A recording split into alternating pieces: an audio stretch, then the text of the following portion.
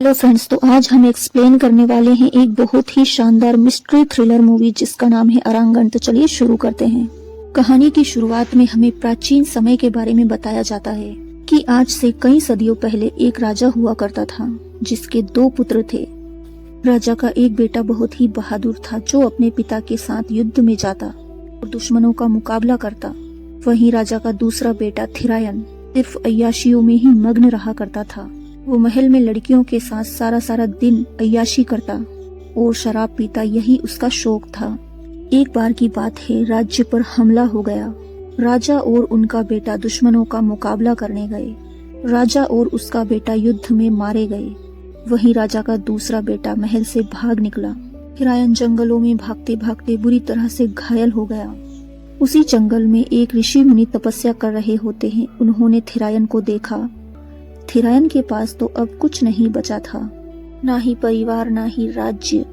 थिरायन ऋषि मुनि की शरण में आ जाता है और उनका शिष्य बन जाता है। ऋषि भी थिरायन को अपना शिष्य बना लेते हैं और उसे कई सारी विद्याएं भी सिखाते हैं। ऐसे ही एक दिन स्वामी जब तपस्या कर रहे होते हैं तो उनकी तरफ एक सांप बढ़ने लगता है। स्वामी तो तपस्या में लीन थे, तभी थिरायन ने उस सर्प को पकड़ लिया। सांप इतना जहरीला था कि उसने थिरायन को ही काट लिया और उसके काटने से थिरायन की तुरंत ही मृत्यु हो गई। अब स्वामी अपनी तपस्या तोड़कर एक जड़ी बूटी लाते हैं और वो थिरायन को पिला देते हैं, जिससे थिरायन तुरंत ही जिंदा हो जाता है। लेकिन स्वामी थिरायन से बहुत खुश थे क्योंकि थिरायन ने अपनी जान की बाजी लगाकर अपने गुरु की जान बचाई। इस बात से खुश होकर स्वामी ने थिरायन से कहा, मांगो, तुम क्या मांगना चाहते हो। मगर थिरायन ने यहाँ पर स्वामी से क्या मांगा वो हमें नहीं बताया गया। हमें मूवी में आगे पता चलेगा। अब अगले सीन में हम नीला और सारावन नाम की कपल को देखते हैं। इन दोनों के पेरेंट्स इस दुनिया में नहीं हैं, लेकिन इन दोनों का साथ इन्हें किसी चीज की कमी महसूस नहीं होने देता। इन दोनों ने अभी तक शादी नहीं की है क्योंकि अभी दोनों की फाइनेंशियल कंडीशन इतनी अच्छी नहीं है कि वो शादी करने के बाद बच्चे की जिम्मेदारी उठा पाए। ताराबनम ने लगभग 6 लाख रुपए जमा किए हुए हैं और बाकी के 4 लाख का वो बंदोबस्त करना चाहता है, जिससे कि 10 लाख रुपए में एक अच्छा सा बिजनेस डाले और वहीं पर ये दोनों काम करें। दूसरी तरफ हम जंगल में एक घर को देखते हैं। उस घर के अंदर किसी ने एक महिला को चेन से बांध कर रखा होता है। बुढ़िया की हालत बहुत ही ज्यादा खराब लग रही थी, मगर ये बुढ़िया है कौन, इसका इन सबसे क्या लेना देना है और इसे किसने बंदी बनाकर रखा हुआ है, ये सब हमें मूवी में आगे पता चलेगा। दूसरी तरफ नीला रात को अपने घर की तरफ जा रही होती है। तभी 2 बाइक सवार चोर आते हैं और उसके गले से एक चेन छुड़ाकर भाग जाते हैं। नीला उन्हें देखती रह जाती है। अब नीला ये सारी बातें साराबनम को बताती है। साराबनम नीला पर नाराज होता है। वो कहता है कि हेल्प के लिए चिल्ला नहीं सकती थी तुम, इसे चुपचाप कौन चोरों को जाने देता है। साराबनम कहता है, चलो हम पुलिस में कंप्लेन करते हैं। तभी नीला साराबनम से कहती है, रुको, मुझे कोई कंप्लेन नहीं करनी। अगर हमने उन चोरों की कंप्लेन कर दी और पुलिस ने उन्हें नहीं पकड़ा तो वो चोर तो हमारी जान के पीछे ही पड़ जाएंगे। मुझे इन सब चीजों से बहुत डर लगता है। जाने दो यार, हो गया जो हो गया। वैसे भी भगवान जो करते हैं अच्छे के लिए करते हैं। चेन ही तो गई है, तुम तो मेरे पास हो ना। अगले दिन नीला एक कॉफी शॉप पर बैठी हुई थी। तभी नीला से मिलने एक आदमी आता है। वो नीला से कहता है, तुम्हें सब कुछ अच्छे से पता तो है ना कि तुम्हें क्या करना है। असल में नीला ने जॉब के लिए एक प्रोफाइल बनाई हुई थी जिसे पढ़कर ये आदमी नीला से मिलने आया था। वो नीला से कहता है कि तुम्हें सिर्फ मेरी माँ का ख्याल रखना है, उन्हें टाइम पर दवाई देनी है और उनके खाने पीने का ध्यान रखना है। इससे ज्यादा तुम्हें कुछ नहीं करना। मुझे तुम्हारी प्रोफाइल सबसे अच्छी लगी, इसीलिए मैंने तुम्हें सेलेक्ट किया है और इसके लिए मैं तुम्हें हर महीने 70,000 रुपए देने को तैयार हूँ। अब नीला भी मन में सोचने लगती है कि 70,000 कर करके 4 लाख आराम से जोड़ लूंगी और फिर साराबनम और मैं मिलके अच्छा सा बिजनेस डाल लेंगे। अब नीला तो ये नौकरी करने के लिए बहुत ही ज्यादा एक्साइटेड थी, लेकिन जब वो इस बारे में साराबनम को बताती है तो वो ये जॉब करने के लिए साफ मना कर देता है। वो नीला से कहता है, तुम्हें जॉब करने की कोई जरूरत नहीं है। ना जाने कौन से जंगल में जाकर तुम्हें उस बुढ़िया का ख्याल रखना होगा। तुम्हें कुछ अजीब नहीं लग रहा कि कोई केयर टेकर की जॉब के लिए 70,000 रुपए देने के लिए राजी है। इस पर नीला साराबनम को समझाती है कि उस आदमी की कोई प्रॉब्लम है, इस वजह से वो उसकी माँ का ध्यान नहीं रख पा रहा है और माँ है कि जंगल छोड़ने को राजी नहीं है और 6 मंथ की तो बात ही है। इस वजह से मैं ये जॉब कर लेती हूँ और अपने 4 लाख रुपए भी इकट्ठे हो जाएंगे। फिर हम एक बिजनेस डालेंगे और फिर साथ में बिजनेस करेंगे। बस इतनी सी तो बात है। सारा बनम का दिल तो नहीं मानता, लेकिन वो नीला की खुशी के लिए हाँ कर देता है। अब नीला 1 हफ्ते बाद ज्वाइन करने वाली थी। अब ये दोनों डिसाइड करते हैं कि अभी तो हमारे पास 1 हफ्ता है, तब तक हम क्यों ना एंजॉय कर लें। अब पूरे हफ्ते ये बहुत एंजॉय करते हैं। इसी बीच एक रात नीला मूवी देख रही होती है जिसमें एक मैजिक ट्रिक बताई जाती है। इस पर नीला सारा बनम से कहती है, आखिर ये लोग इतनी अच्छे से मैजिक ट्रिक कैसे परफॉर्म कर लेते हैं। किसी को ये ट्रिक अच्छे से पता भी हो ना तो भी ये ट्रिक नहीं कर सकता। मेरी जैसी तो बिल्कुल भी नहीं। सारा बनम नीला को समझाता है, देखो मैजिक ट्रिक करने के लिए मैजिशियन के पास सामने वाले बंदे को कंट्रोल करना और उसके माइंड को कंट्रोल करने का तरीका होना चाहिए। जादूगर तो सामने वाले को घुमा देता है। जादूगर सामने वाले को जो चीज दिखाना चाहता है ना, सामने वाले बंदे को वही चीज दिखाई देती है। मैजिक ट्रिक में सबसे जरूरी है माइंड कंट्रोल करना। सारा बनम की बातें सुनकर नीला हैरान हो जाती है कि ऐसा भी होता है। देखते ही देखते 1 हफ्ता कब बीत गया इन्हें पता ही नहीं चलता। अब सारा बनम नीला को बस स्टैंड छोड़ने आता है। सारा बनम नीला को बहुत अच्छे से समझा रहा होता है कि देखो क्या करना है क्या नहीं करना है। रोज टाइम पर मुझे कॉल करती रहना और मोबाइल हर टाइम चार्ज रखना। कोई भी दिक्कत हो तुरंत कॉल कर देना। और हाँ, जाते टाइम मुझे कॉल कर देना। और हाँ, पहुँचने के बाद मुझे याद से कॉल कर देना। इस पर नीला कहती है कि तुम इतनी टेंशन क्यों ले रहे हो। मैं कोई जिंदगी भर के लिए थोड़े ही जा रही हूँ। 6 महीनों की तो बात ही है। 6 महीने बाद वापस आ जाऊंगी। सारा बनम यहाँ से चला जाता है। अब नीला उस गांव पहुँच जाती है जहाँ उस महिला का उसे ख्याल रखना है। कई लोगों से पूछने के बाद उसे घर का एड्रेस मिल जाता है। वो घर पूरी तरह से जंगल के बीच में होता है, जिस तरह उसके बेटे ने बताया था। अब नीला अंदर जाती है। वहाँ उसे साक्षी नाम की एक महिला मिलती है जिसका ख्याल रखने के लिए नीला यहाँ आई है। साक्षी नीला की माँ की उम्र की होती है और काफी खुश मिजाज भी है।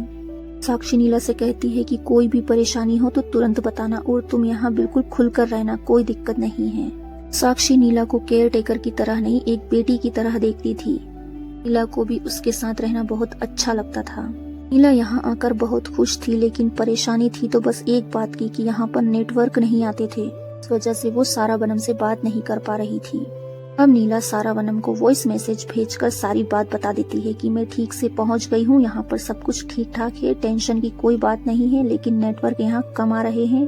अब जैसे ही नेटवर्क आएंगे मैं तुम्हें कॉल कर लूंगी, ठीक है, वो टेंशन मत लेना। इतना कहकर वो फोन रख देती है। इसी तरह से नीला घर में टाइम पास कर रही होती है और वो थोड़ा बहुत खुद को सजाती संवारती भी है। नीला के पास एक छोटा सा मिरर होता है जिसमें उसकी शक्ल नहीं दिखाई दे रही थी। इसीलिए नीला साक्षी से पूछती है कि घर में कोई बड़ा आईना नहीं है क्या। मैंने पूरा घर छान मारा लेकिन मुझे कहीं भी एक बड़ा मिरर नहीं दिख रहा। इस पर साक्षी कहती है कि नहीं, हम हमारे घर में मिरर नहीं रखते क्योंकि उसे हम अपशगुन मानते हैं। ये रिवाज हमारे घर में बहुत पुराना है। ये बात सुनकर नीला तो हैरान ही हो जाती है। आखिर भाई, मिरर से किसको अपशगुन हो सकता है। लेकिन वो इन सब के बारे में साक्षी से नहीं पूछती क्योंकि वो यहाँ उसका ध्यान रखने के लिए आई थी, ना कि उसकी पर्सनल लाइफ में घुसने के लिए। वो ज्यादा कुछ नहीं कहती और वो साक्षी का अच्छे से ख्याल रखने लगती है। वो साक्षी की हर जरूरत पूरी करती है, उसके साथ खेलती भी है, उसकी मालिश करती, खाना खिलाती, दवाई पिलाती, सब कुछ। साक्षी को भी उसके साथ बहुत अच्छा लगता। ऐसे ही अचानक से एक दिन साक्षी की तबीयत खराब हो जाती है। उसकी हालत खराब देखकर नीला काफी ज्यादा डर जाती है। इस जंगल के बीच में अगर कोई बीमार हो जाए तो जाहिर सी बात है इंसान डरेगा ही। आसपास कोई हॉस्पिटल भी नहीं है। जल्दी से नीला उसे पास ही में रखी हुई दवा खिला देती है। तभी अचानक से वो महिला सही हो जाती है। यानी कि ये दवा इतनी कारीगर थी कि उससे तभी असर हो गया। तब जाकर नीला की जान में जान आती है। लेकिन अभी जब साक्षी बीमार हुई थी तो नीला के इमोशन इस तरह से बाहर आए थे जैसे कि साक्षी उसकी मालकिन नहीं, जैसे कि माँ हो। यानी कि वो साक्षी से बहुत ज्यादा घुल मिल गई थी, इमोशनली कनेक्ट हो चुकी थी। साक्षी को भी ये सब कुछ देखकर बहुत अच्छा लगता है कि उसे केयर टेकर के रूप में एक बेटी मिल गई। अगले सीन में नीला बस अपने फोन की तरफ देखे जा रही थी कि कब सारा बनम का कॉल या मैसेज आए, वो उससे बात करे। साथ ही वो साक्षी को सूप भी पिला रही होती है। तभी साक्षी की नजर नीला पर जाती है जो स्माइल करे जा रही थी। अब साक्षी भी नीला से पूछ ही लेती है कि आखिर कौन है वो जिसके लिए तुम इतना बेसब्री से इंतजार कर रही हो, और देखो हंसे भी जा रही हो। अभी साक्षी खुश होते हुए अपने और सारा बनम के बारे में साक्षी को बताना शुरू करती है। वो साक्षी को सारी बातें बताती है कि किस तरह वो और सारा बनम करीब आए, कब वो एक दूसरे की जान बन गए। साक्षी भी नीला की बातें बहुत ही ध्यान से सुन रही होती है। इस तरह से इन दोनों का टाइम कट जाता है। अब रात का समय आता है जब नीला सो रही होती है। तभी वहाँ पर एक बड़ी ही अजीब तरह से चलती हुई साक्षी नीला के पास आती है। बहुत ही डरावने तरीके से वो नीला के बाल खाने लगती है। तभी नीला की अचानक से आंख खुल जाती है। वो साक्षी को ऐसा करते हुए देखकर नीला बहुत ज्यादा डर जाती है। सोचने लगती है कि ये मेरे साथ क्या हो रहा है और ये क्या। तभी नीला अपने सपने से जागती है, यानी कि वो असल में एक सपना देख रही थी। और जब उसकी आंख खुलती है तो साक्षी तो उसके सामने आराम से सोई हुई थी। अब नीला सोचती है कि मुझे इतना डरावना सपना क्यों आया। नीला ये सोचती है कि छोड़ो, अब कुछ ही दिन तो बचे हैं, वैसे भी मैं यहाँ से चली जाऊंगी, फिर क्या है। अगले दिन नीला अपना मोबाइल टेबल पर रखकर नाश्ता बनाने के लिए चली जाती है। तभी टेबल पर कोई अचानक से धक्का मारता है और कॉफी मोबाइल के ऊपर गिर जाती है। साथ ही मोबाइल और मग्गा दोनों टेबल से नीचे गिर जाते हैं। अब यहाँ नीला के मोबाइल की डिस्प्ले खराब हो जाती है। नीला फिर से परेशान हो जाती है कि पहले ही यहाँ नेटवर्क नहीं आता, अब मोबाइल भी खराब हो गया। अब वो सारा बनम से कैसे बातें करेगी। नेटवर्क ज्यादा नहीं आता था, लेकिन फिर भी एक वॉइस मैसेज तो चला ही जाता था, तो वो भी नहीं जा पाएगा। साक्षी नीला को परेशान देखकर कहती है कि देखो कोई बात नहीं, मैं रिपेयर करने वाले को बुला लूंगी, तब तक तुम कीपैड फोन का यूज कर सकती हो, वो उस ड्रॉर में पड़ा हुआ है। से ही धीरे धीरे नीला को घर में कुछ गड़बड़ी महसूस होने लगती है। वो सोचती है कुछ तो ऐसा हो रहा है इस घर में जो मुझे समझ नहीं आ रहा, आखिर क्या हो रहा है। इसके बाद घर पर मोबाइल रिपेयर करने वाला आ जाता है, जो कि कुछ ही मिनट्स में घर आ जाता है। कि घर तो जंगलों के बीच मौजूद है और यहाँ पहुँचने में बहुत सारा टाइम भी लगता है, लेकिन ये तो बहुत जल्दी आ गया। नीला अब इन बातों को इग्नोर करती है और वो जल्दी से जल्दी अपना मोबाइल सही करने के लिए कहती है। वो आदमी नीला से कहता है इसकी तो डिस्प्ले चली गई, इसे तो शॉप पर ले जाकर ही सही करना पड़ेगा। आप कहें तो मैं इस मोबाइल को ले जाऊं और सही कर देकर चला जाऊंगा। नीला भी मान जाती है और वो आदमी वहां से चला जाता है। अगले सीन में हम साक्षी को नीला के पैर दबाते हुए देखते हैं। नीला साक्षी से कहती है आसपास कोई पार्लर है क्या, क्योंकि मेरी स्किन काफी डल होती जा रही है, मैं एक बार पार्लर हो आती हूँ। लेकिन साक्षी क्लियर मना कर देती है। वो कहती है कि यहाँ तो पार्लर कोई है ही नहीं। साक्षी कहती है यहाँ पर तो कोई पार्लर नहीं है। तभी नीला साक्षी से ये भी कहती है कि मैं माँ बनने वाली हूँ। अब बताते बताते वो खुद भी इस चीज से हैरान होती है कि वो प्रेग्नेंट कैसे हुई, क्योंकि उसके और सारा बनम के बीच तो ऐसा कोई रिलेशन अभी तक बना ही नहीं। लेकिन अब जो कुछ भी हुआ था उसे नीला एक्सेप्ट कर लेती है और वो सारा बनम को ये खुशखबरी देने के लिए बहुत ही एक्साइटेड थी। अब जब नीला साक्षी के पैर दबा रही होती है तो इसी बीच उसे साक्षी में सारा बनम नजर आता है। वो उसी को याद कर रही होती है और बार बार उसे साक्षी में सारा बनम ही नजर आ रहा था। उसे ऐसा लगता है कि वो सारा बनम के ही पैर दबा रही है। इधर दूसरी तरफ हम सारा बनम को देखते हैं। सारा बनम एक पहाड़ पर बनी गुफा के अंदर है, जहाँ सारा बनम अपनी शक्ल मिरर में देखकर बहुत खुश हो रहा होता है। सारा बनम के पास एक बॉक्स भी है। सारा बनम उस बॉक्स को लेकर जंगल में आ जाता है। सारा बनम उस बॉक्स को खोलता है जिसके अंदर से एक गुड़िया निकलती है। उस गुड़िया को देखकर ऐसा लगता है जैसे कि वो गुड़िया किसी पौधे की जड़ से बनी हुई है। अब वो यहाँ पर किसी तरह का कोई रिचुअल करता है। उसके बाद जैसे ही चांद की रोशनी उस गुड़िया पर पड़ती है, सारा बनम अपने हाथ पर कट लगाकर अपना खून उस गुड़िया के ऊपर डाल देता है, जिससे गुड़िया के अंदर से एक बीज बाहर निकलता है। इसके बाद हमें फिर से थिरायन के बारे में बताया जाता है। ये वही थिरायन है जिसे हमने मूवी की शुरुआत में देखा था। तो स्वामी के कहने पर थिरायन ने क्या मांगा था वो अब हमें पता चलता है। थिरायन ने गुरु से ये इच्छा मांगी थी कि मैं हमेशा जवान रहना चाहता हूँ, मैं कभी बूढ़ा नहीं होना चाहता। स्वामी उसे आशीर्वाद दे देते हैं और वो उसकी इच्छा पूरी भी कर देते हैं। स्वामी थिरायन को एक गुड़िया देते हुए कहते हैं, तुम एक काम करना, इस गुड़िया को अपने पास रखना और पूरे चांद वाली रात को इस गुड़िया पर अपना खून गिराना, जिससे तुम्हें इस गुड़िया के अंदर से एक बीज मिलेगा और उस बीज को किसी जवान कन्या को खिला देना। बीज खाने के बाद वो कन्या प्रेग्नेंट हो जाएगी, लेकिन बच्चे को इस दुनिया में आने से पहले ही बच्चे को माँ की कोख में ही मारना होगा और उसका खून लेकर इस गुड़िया के ऊपर डाल देना। जैसे ही ये काम हो जाएगा, जिस लड़की का खून तुमने पूरी चांद की रात में इस गुड़िया पर डाला होगा, उसकी पूरी जवानी तुम्हें मिल जाएगी और वो कन्या बूढ़ी हो जाएगी। लेकिन एक बात याद रखना, जिसकी तुम जवानी लोगे, उसकी जवानी छीनने के बाद तुम्हें उस कन्या को मारना नहीं है। वो कन्या बूढ़ी तो हो जाएगी, लेकिन वो जिंदा रहनी चाहिए। अगर ऐसा नहीं हुआ तो इसका कोई मतलब नहीं होगा। इसी के साथ साथ अगर तुमने लड़की को प्रेग्नेंट कर दिया और उसके बाद उसके बच्चे को मारकर उसका खून नहीं ला पाए, तो वो लड़की जिस बच्चे को जन्म देगी वो एक बहुत ही भयानक शैतान होगा, जो तुम्हारी मौत का कारण बनेगा। उसके बाद ना तुम उस लड़की को मार पाओगे और ना ही उस शैतान का कुछ बिगाड़ पाओगे, और वो सिर्फ तुम्हारे लिए इस धरती पर जन्म लेगा।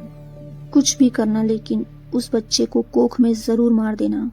थिरायन को सारी बातें समझ आ जाती है और वो भी मान जाता है, यानी कि सारावनम ही ये काम करना चाहता है ताकि वो हमेशा जवान रहे। लेकिन वो किस लड़की को अपना शिकार बनाने वाला है, ये हमें अभी पता चलने वाला है। इधर प्रेग्नेंट होने के बाद नीला की तबीयत खराब होने लगती है। तबीयत तो खराब होती ही है, साथ में नीला बूढ़ी भी पड़ने लगती है। उसकी स्किन पर झुर्रियां आने लगती है और ये बहुत ही कम समय में हो रहा था। नीला भी नहीं समझ पा रही थी कि उसके साथ ये क्या हो रहा है। उसके पूरे बाल सफेद हो गए। इधर सारावनम उसी महिला के पास आता है जिसे उसने चेन से बांध के रखा था। समझ में आया उस बुढ़िया को किसने बांध रखा था, यानी कि सारावनम ने। और अब हमें पता चलता है कि आज से कई सालों पहले जब ये महिला जवान थी, तब सारावनम ने इस महिला के साथ प्यार का नाटक किया और चुपके से उसके शरीर के अंदर वो बीज डाल दिया था। तब सारावनम वो काम पहली बार कर रहा था, इसीलिए उससे एक गलती हो गई थी। उसने उस बुढ़िया को प्रेग्नेंट तो कर दिया था, लेकिन उसके बच्चे को मार नहीं पाया था। वजह से उसका वो प्रोसेस फेल हो गया था। यानी कि अभी ये बुढ़िया प्रेग्नेंट है, वो भी उसके अंदर एक बहुत ही खतरनाक शैतान है, जो बाहर आते ही सारावनम की जान ले लेगा।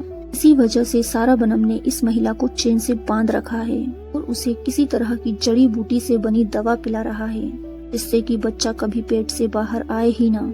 यहाँ सारावनम चाहकर भी उस बूढ़ी महिला को मार नहीं सकता, कि स्वामी ने कहा था जिस महिला की तुम जवानी लोगे उसका जिंदा रहना जरूरी है। इसी वजह से सारावनम इस बुढ़िया को झेल रहा था। इसी बीच सारावनम ने और कई सारी लड़कियों पर ये रिचुअल ट्राई भी किया था और सफल भी हुआ था। कई सारी लड़कियों को फंसाकर वो उनकी जवानी भी छीन चुका है, लेकिन अब उसकी जवानी फिर से खत्म होने पर आ गई है। इसलिए जल्द से जल्द सारावनम को एक लड़की की जरूरत है। समझ आया कि उसने किसे चुना है। उसने नीला को चुना है, वही नीला जो उससे खुद से ज्यादा प्यार करती है। बेचारी नीला को क्या पता जिससे वो प्यार करती है वो इंसान नहीं, एक शैतान है। वही बूढ़ी महिला सारावनम से कहती है कि अब मेरा दिल कह रहा है कि तेरा अंत बहुत ही नजदीक आ गया है, तू बहुत जल्दी मरने वाला है। तभी सारावनम उस महिला से कहता है कि जो गलती मैंने तेरे साथ की है उसे मैं दोहराऊंगा नहीं। मैं नीला को भी तेरी ही तरह बूढ़ा कर दूंगा और उसकी जवानी छीन लूंगा। ये बात कहानी में हमें हर उस इंसान के बारे में बताया जाता है जिससे नीला मिली है, जैसे कि साक्षी का बेटा जिसने नीला को नौकरी पर रखा था, मोबाइल रिपेयर करने वाला। वो सारे इंसान सारावनम के ही हैं। वो याद होगा सारावनम ने नीला से कहा था मैजिशियन लोगों के दिमाग पर कंट्रोल करके उनको मजबूर कर देता है वो देखने के लिए जो मैजिशियन दिखाना चाहता है। इसी तरह से सारावनम ने नीला का दिमाग मैनिपुलेट किया है कि वो पहचान ही नहीं पा रही है कि साक्षी ही सारावनम है। हर टाइम उसके साथ रहता है ताकि सही मौका आने पर वो नीला के बिना जन्मे बच्चे का खून लेकर उस गुड़िया के ऊपर ढोल दे, जिससे वो नीला की जवानी छीन लेगा और वो खुद जवान हो जाएगा। अब समझ में आया कि वो मोबाइल रिपेयर करने वाला इतनी जल्दी क्यों आ गया, क्योंकि वो सारावनम ही होता है जो भेस बदल कर आया था। मानना पड़ेगा फ्रेंड्स, कहानी कहाँ से कहाँ पहुँच गई। किसी ने सोचा भी नहीं होगा कि ऐसा कुछ हो सकता है।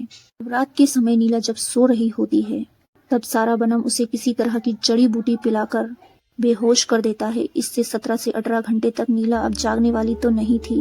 अब जैसे ही नीला बेहोश होती है, सारावनम बड़ी ही बेरहमी से उसके अंदर पल रहे बच्चे को मार डालता है और उसका खून ले लेता है, ताकि वो उस खून को चांद वाली रात में उस गुड़िया को नहला देगा। कुछ देर के बाद नीला जब होश में आती है तो वो अपने आप को पूरी तरह से खून में सना हुआ देखकर हैरान रह जाती है। वो ढंग से खड़ी भी नहीं हो पा रही थी। वो काफी ज्यादा घबरा जाती है, सोचती है कहीं मेरा मिसकैरेज तो नहीं हो गया। वो साक्षी को आवाज भी लगाती है और उसे ढूंढते ढूंढते उस घर में पहुंच जाती है जहां सारावनम ने उस महिला को कैद करके रखा हुआ है। अब ये महिला नीला की हालत देखकर समझ जाती है कि सारावनम ने इस लड़की को अपना शिकार बनाया है।